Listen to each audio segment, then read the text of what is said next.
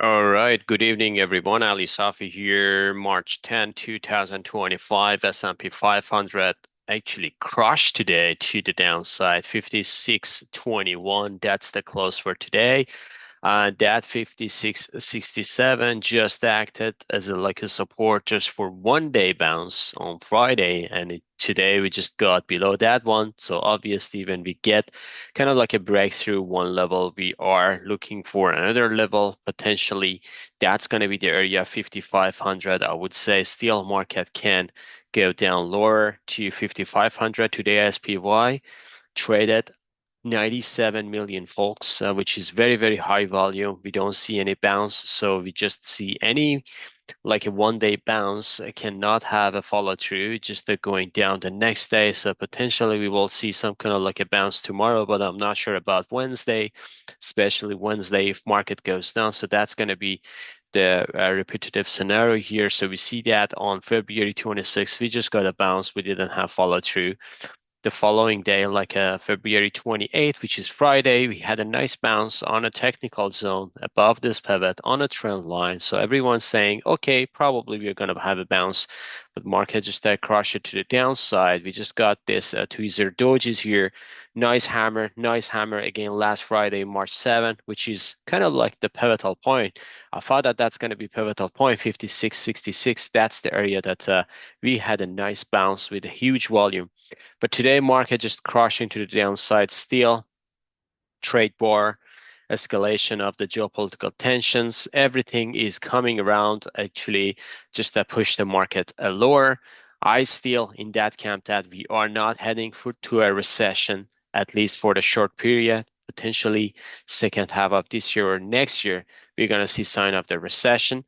But right now, I don't see any kind of like a recession. At least this move cannot be a recession in my book. If it's getting to the recession, if I'm wrong, I'm gonna be the first person getting on top of the roof and saying we are heading to the recession. Right now, this is just a simple correction. We are getting into 10% correction territory in S&P 500, which is very healthy correction, especially after this nice rally to the upside. We are still above this August low here, which is still bullish. So the same scale that we are getting down, you see that the follow through is going to be a spicy rally to the upside. We are going to get the same scenario here. We're going to go down all the way to 56.21, and we may see some kind of like a 5500 as like a potential bounce for the market. If we call as a bottom, people are going to make laugh of us.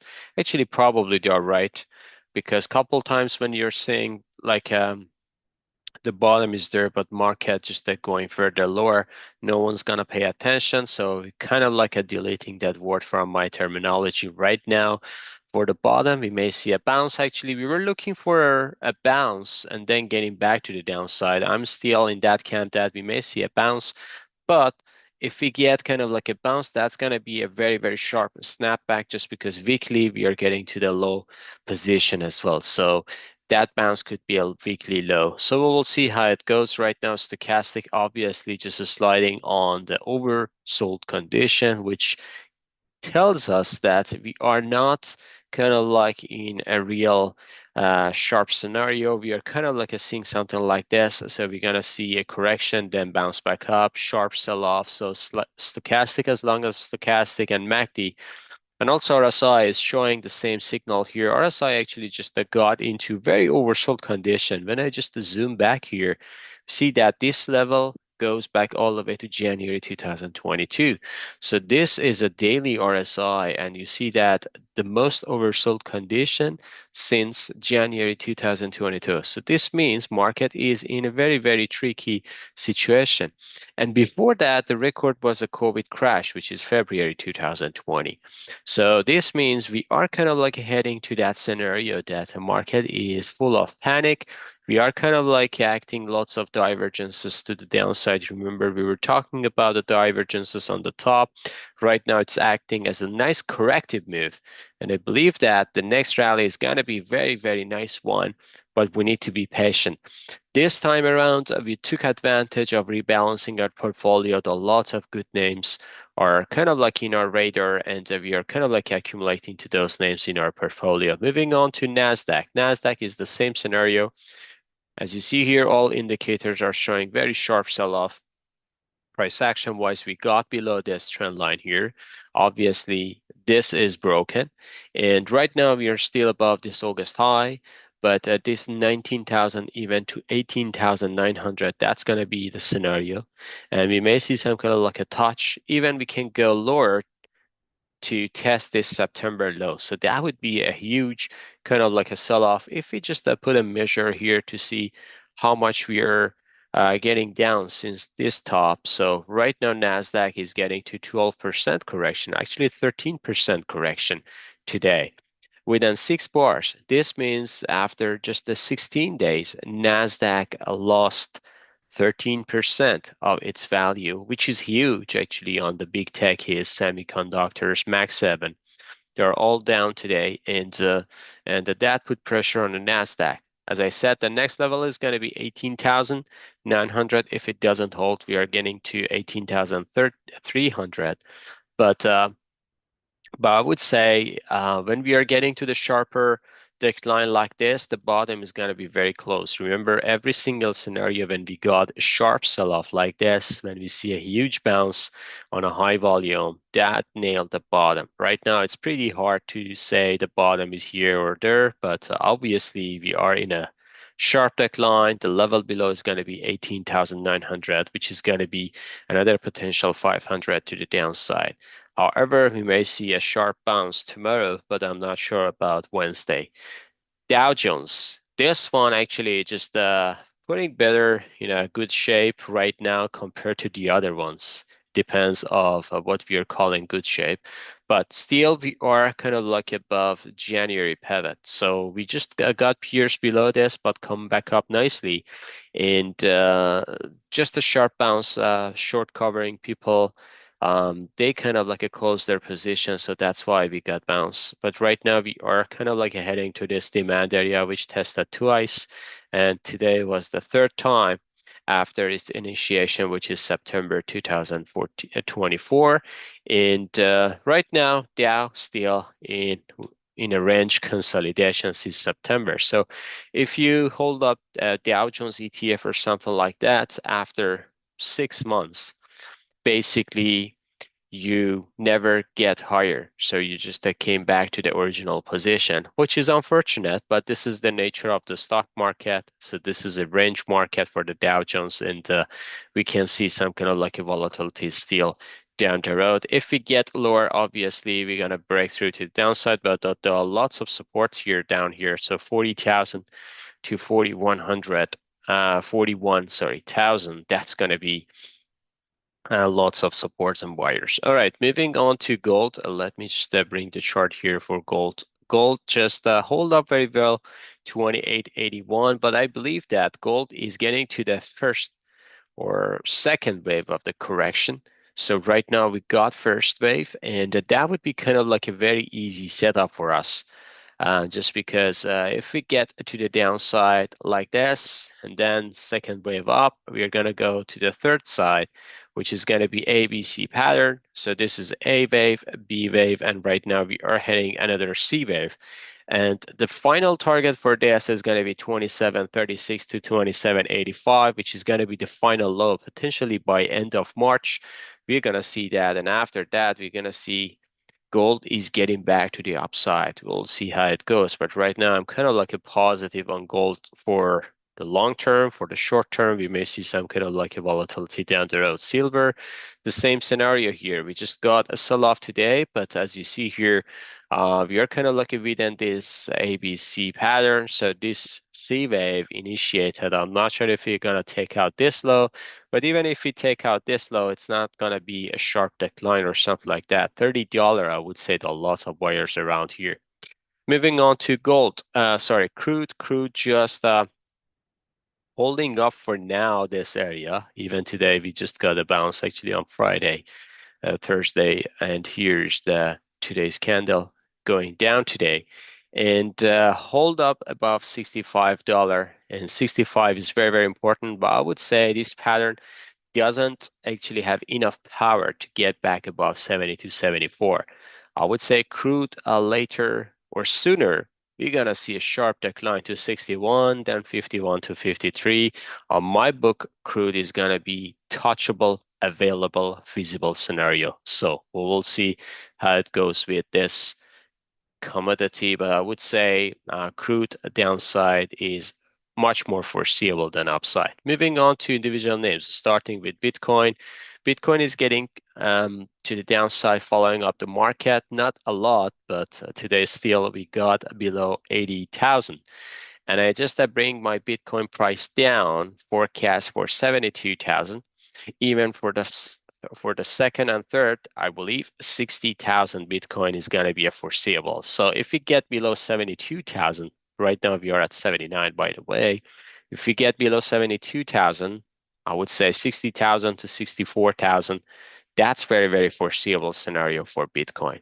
Moving on to Ethereum, the same scenario. We got established below 2,000, 1,885 today, and it can go lower. So Ethereum 1600, even 1500 could be a scenario, but right now we are at a very, very kind of like important level. We initiate this rally. This is a mini demand area daily. So 1666, that's the area. If we get below that, it's gonna just accelerate this downside move. Moving on to the bond yield, just after sharp sell-off, snap back up as a dead cat bounce, sharp sell-off today. So we're gonna see more sell-off is coming. Inflation is sticky here. Seems like the CPI data is not satisfactory for the people. So CPI data is coming, actually came up higher than expectation, and people probably looking for more volatility downside move in interest rate just because doesn't mean that CPI is higher. This means the recession is going to be around the corner, and usually around the recession time frame, Federal Reserve is going to bring the rate down. So bond yield is down. Obviously, weaker dollar is coming, and treasuries spike up.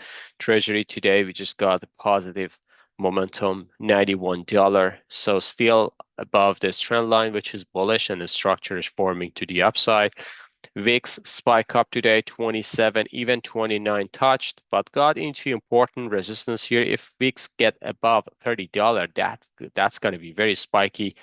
Right now, the formation actually is not the VIX formation. The formation, I would say, is stronger than just the VIX because usually this is a spike index. It's not build up muscle like a stock market or any other asset classes. VIX is gonna just a sharp move to the upside and then come back up sharply. Right now, it's just build up muscles and gradually going higher. This means potentially volatility is gonna be here for longer than expectations. So we will see how it goes. Moving on to Dixie. Dixie is going down today 103. So 103 is the area that we see this pivot. But if it goes lower, 101, 102 is coming down the road, and even lower 100. We will see how it goes for Dixie.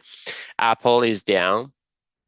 And I believe that this head and shoulder formation tells us that we're going to see more acceleration to the downside for Apple. Potentially $200 is coming for Apple or less than that, 198. We'll see how it goes. Amazon, still the downside move can continue to 180. Meta just going down today, below 600 level today. We sold out Meta here. Actually, here above 700, we sold out all our positions. Right now, it's 600 below, and I believe that 560 could be still potential opportunity for getting back to this name. We'll see. Microsoft is going down today, still in a weekly demand area, but this weekly demand area is fresh zone here, never touched before, so we may see some kind of like a going down deeper and then getting back to the upside. For long-term investors, this is good area to catch. Google, the same pattern, 165, but it can go lower. If market is going down, it can go lower to this demand area, $140. Netflix are coming down today along with market. It can go down to 800 area. Tesla capitulated. This is obviously capitulation.